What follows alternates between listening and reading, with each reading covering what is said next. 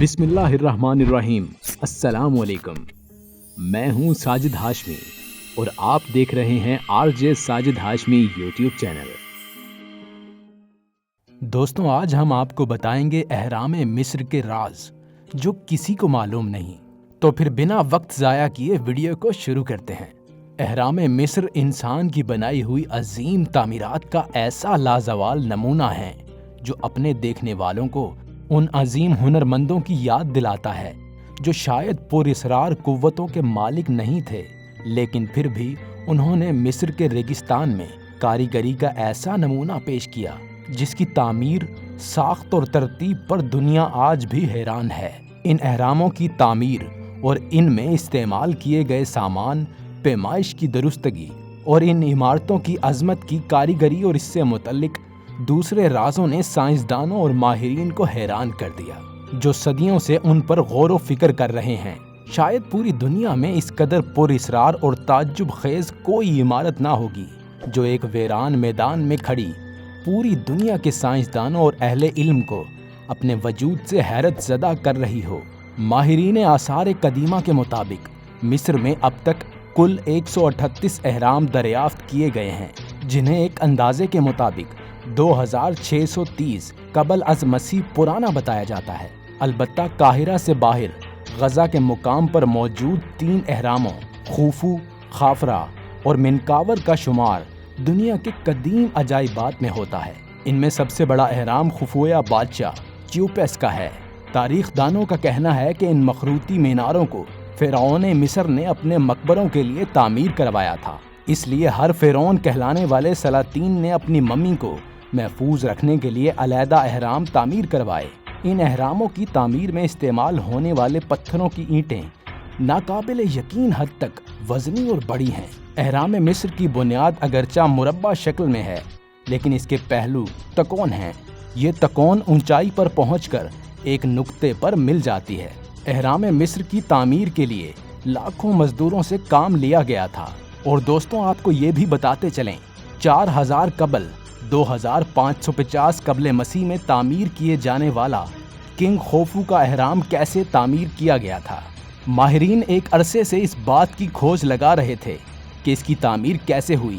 اہرام کی تعمیر میں استعمال ہونے والے کچھ پتھر گیزا سے 8 میل دور تورا کے مقام سے نکالے جاتے تھے، جبکہ گرینائٹ کا پتھر 500 میل دور سے لایا جاتا تھا۔ لیکن اس بات پر محققین میں اتفاق نہیں تھا کہ وہ پتھر لاتے کیسے تھے۔ لیکن برطانیہ کے چینل 4 پر اہرام مصر پر بنائی گئی نئی دستاویزی فلم میں بتایا گیا ہے کہ آثار قدیمہ کے ماہرین نے 4 سال قبل پاپیریس کا مخطوطہ، ایک کشتی کا ڈھانچہ اور پانی کی گزرگاہ کی اہرام کے پاس سے دریافت کی، جس سے یہ سمجھنے کے لیے نئی معلومات ملی کہ مصریوں نے کس طرح اہرام مصر تعمیر کیے تھے۔ اہرام مصر کو بنانے میں تقریباً 23 لاکھ پتھر لگے تھے۔ ہیروڈوٹس کے مطابق تقریباً 1 لاکھ مزدوروں اور کاریگروں نے مل کر 20 سال کے عرصے میں خوفو کے اہرام کی تعمیر مکمل کر دی۔ ہر وقت 20,000 مزدور کام کرتے رہتے تھے۔ ہر گھنٹے میں 2 سے 3 پتھر لگائے جاتے۔ اس طرح تقریباً 30 لاکھ پتھروں سے اہرام کی عمارت معرض وجود میں آئی۔ 30 سال سے مصر میں کھدائی اور تحقیق کے ماہر مارک لہنر کا کہنا ہے کہ ہم نے اس علاقے اور گزرگاہ کی نشاندہی کر لی ہے جہاں سے پتھر گیزا کے میدان میں لائے جاتے تھے۔ قدیم دور میں مصریوں نے اہرام مصر تعمیر کرنے کے لیے 1.5 لاکھ ٹن سے زائد وزنی چونا پتھر کس طرح ایک جگہ سے دوسری جگہ منتقل کیا۔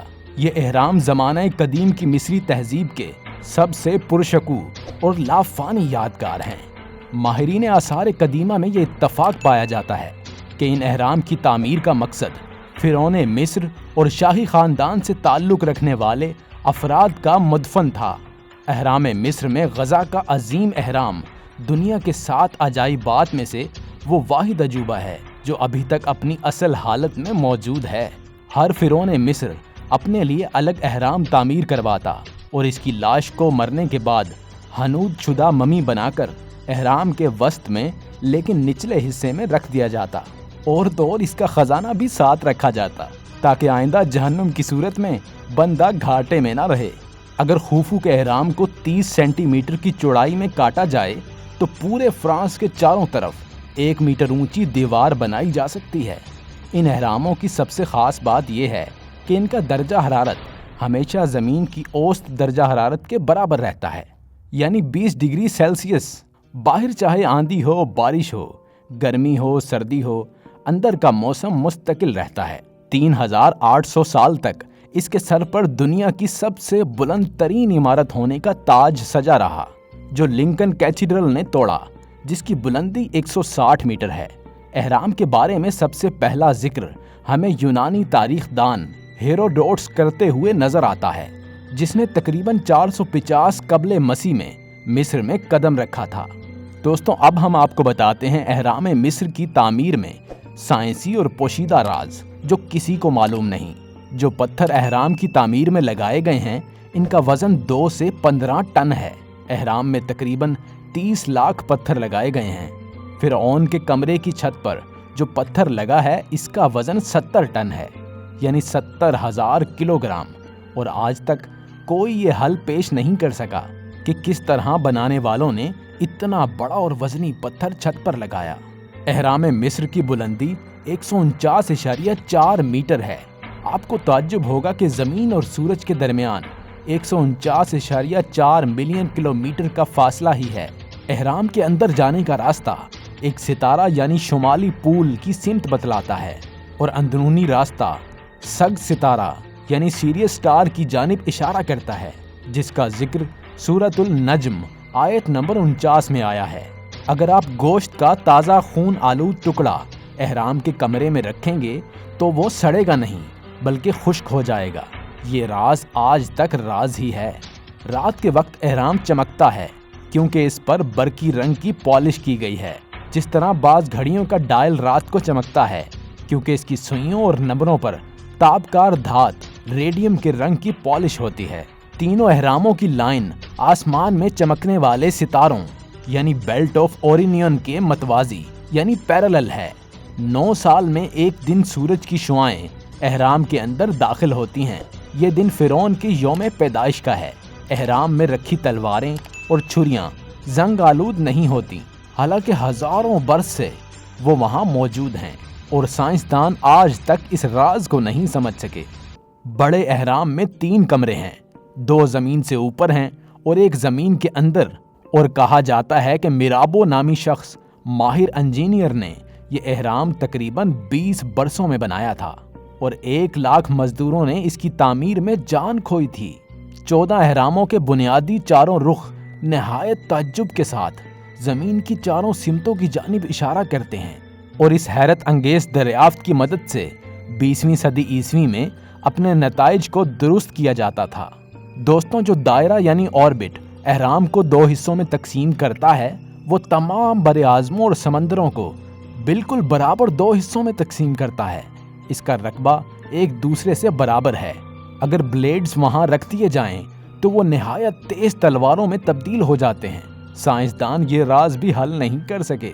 एक अमरीकी प्रोफेसर ने ये तमाम राज बताते हुए कहा कि ये राज उस बात के शाहिद हैं कि ये किसी बैरूनी आसमानी मखलूक की कारकर्दगी है। ज़मीनी मखलूक इतनी अकल और फहम नहीं रखती थी या रख सकती थी। दोस्तों, एहराम मिस्र की इस वीडियो के आखिरी हिस्से में हम आपको बताते हैं एहराम मिस्र का दिलचस्प वाक़या। नेपोलियन ने एहरामों की शोहरत सुन रखी थी। उसने मिस्र पर हमला करने के लिए गजा पर कब्जा कर लिया और फिर उसने एहरामों को बुनियादों से खोदकर अंदर जाने का रास्ता खुलवाया। उसके बाद काम को रोक दिया गया और नेपोलियन अकेला अंदर दाखिल हुआ। काफ़ी देर तक वो अंदर रहा। जब वो बाहर निकला तो उसके चेहरे पर काफ़ी गंभीर खामोशी थी। उसने अपने मुसाहिबीन को सामान उठाकर चलने का कहा और इस दौरान वो बिल्कुल खामोश रहा। कहा जाता है कि नेपोलियन एहराम के अंदर किसी ऐसी जगह चला गया जहां पर बराह रास्त एहराम की शुआएं पड़ रही थीं। उन शुआओं ने उसके दिमाग की खुफिया सलाहियतों को बेदार कर दिया था। उसने अपना मुस्तकबिल देख लिया था। कहा जाता है कि अपनी मौत से कबल उसने अपने गुलाम को बता दिया था कि अब उसकी मौत आ चुकी है। एहराम मिस्र के बारे में बहुत से वाक़यात मशहूर हैं। दोस्तों, कमेंट्स बॉक्स में अपनी राय से ज़रूर आगाह कीजिएगा کہ آپ کو یہ ہماری ویڈیو کیسی لگی تاکہ ہماری رہنمائی ہو سکے۔